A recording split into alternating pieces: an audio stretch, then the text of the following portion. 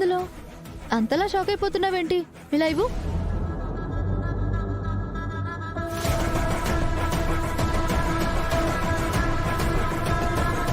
Oh my God!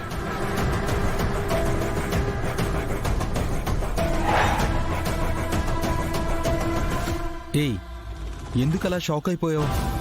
అసలు అందులో ఏముంది? అందులో ఏముందో చెప్పొదినా? శ్రీవల్లి పేరు మీద ఈనాళ్ళు తను పనిచేసిన స్కూల్ ని రాసిచ్చినట్టుగా ఉంది బావా.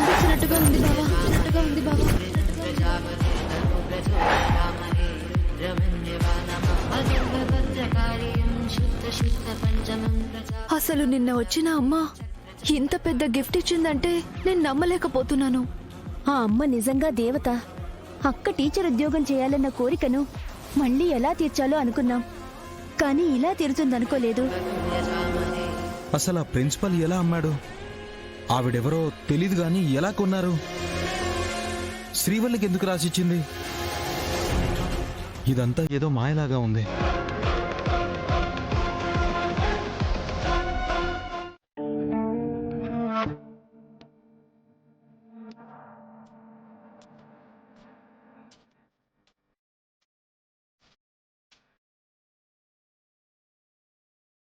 నాన్న, టాబ్లెట్ వేసుకో.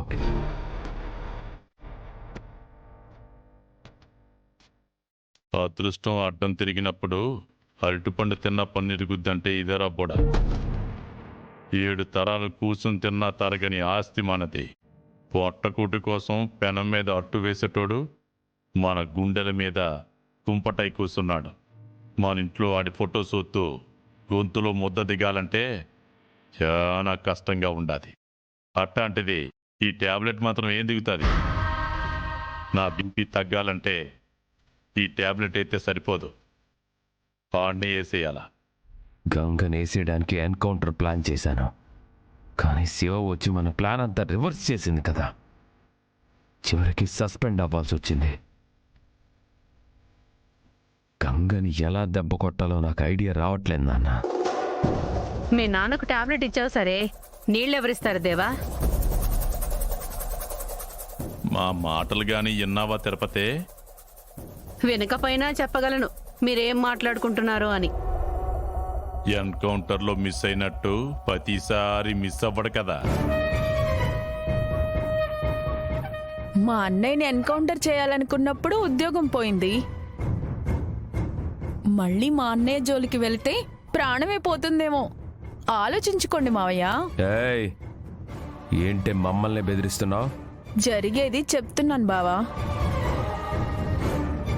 ఏమండి, టాబ్లెట్ వేసుకొని నీళ్లు తాగండి.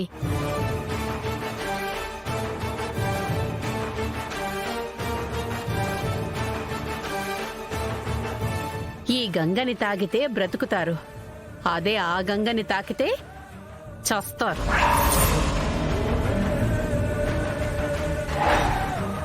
చెప్పాల్సింది చెప్పాను, ఆ తర్వాత మీ ఇష్టం. తిరుపతమ్మ గారు బట్టలు అట్టుకొచ్చానమ్మా. అక్కడ పెట్టు నరసమ్మ. అట్టగేనమ్మా.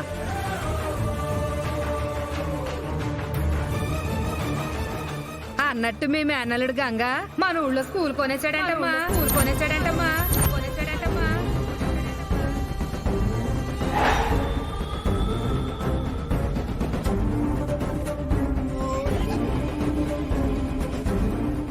ఏంటి, మా చెల్లెలు కుమదవల్లి చదువుతున్న స్కూల్ని అన్నే కొనేశాడా? అవునమ్మా, శ్రీవల్లిని ఉద్యోగంలో నుండి తీయించేశారంట కదా. మీరు పొరపాటు పడుతున్నారండి. షణ్ముఖం వాళ్ళకి గంగా వాళ్ళు డబ్బులు ఎప్పుడో కట్టేశారు.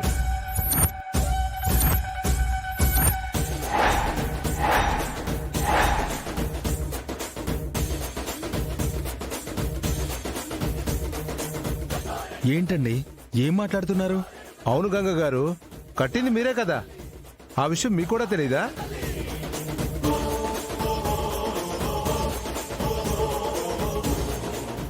అసలు స్కూల్ శ్రీవల్లి పేరు మీద రిజిస్టర్ చేయించింది కూడా ఎవరో తెలియదు. మీరు పేరు కూడా చెప్పలేదు. స్కూల్ సంగతి తర్వాత ముందు షణ్ముఖం గారి డబ్బులు ఎలా కట్టారో ఆ లెక్క తేల్చండి. అవునండి, శ్రీవల్లితో పెళ్లి క్యాన్సిల్ అయ్యాక గంగా వాళ్ళ దగ్గర నుంచి వాళ్ళకి రావాల్సిన అమౌంట్ అందింది. అందుకే షణ్ముఖం ఉద్యోగం మానేసి వేరే ఊరు వెళ్ళిపోయారు.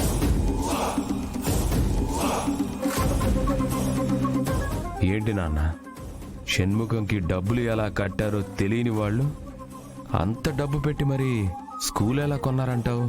ఏముందరా అబ్బోడా, గంగ సర్పంచ్ అయ్యాడు, శివ ఇన్స్పెక్టర్ అయ్యింది. ఇంకేముంది, ఎవరినో మోసం చేసి లక్షల లక్షలు నొక్కేస్తున్నట్టున్నారు. ఇంతకు ముందు అలాంటి నొక్కేసే కార్యక్రమాలు మీరు చేశారే కానీ గంగాబావకి అలాంటి అలవాట్లు లేవు పెదనాన్న. మరి షణ్ముఖం వాళ్ళకి డబ్బులు కట్టడానికి, ఈ స్కూల్ కొనడానికి డబ్బులు ఎక్కడి నుంచి వచ్చాయమ్మా? స్థలం అమ్మి కట్టడానికి గంగకి స్థలమూ లేదు, పొలమూ లేదు. ఉన్న ఆ హోటల్ అమ్మినా 4 లక్షల కంటే ఎక్కువ పలకదు. షణ్ముఖం అప్పు తీర్చడానికే సరిపోతుంది. మరి ఈ స్కూల్ ఎవరు కొన్నట్టు?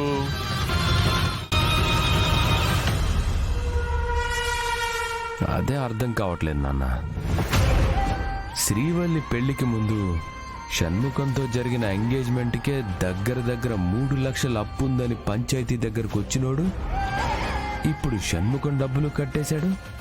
పెళ్లికి డబ్బులు లేవనుకున్న వాళ్ళు కాస్త ఈరోజు తనకే స్కూల్ అప్పచెప్పేంత స్థాయికి వెళ్ళాడంటే ఏమనుకోవాలి? నువ్వేమనుకుంటున్నావు? ఏముంది, సైడ్ బిజినెస్ ఏమైనా పెట్టుంటారేమో అనుకుంటున్నా.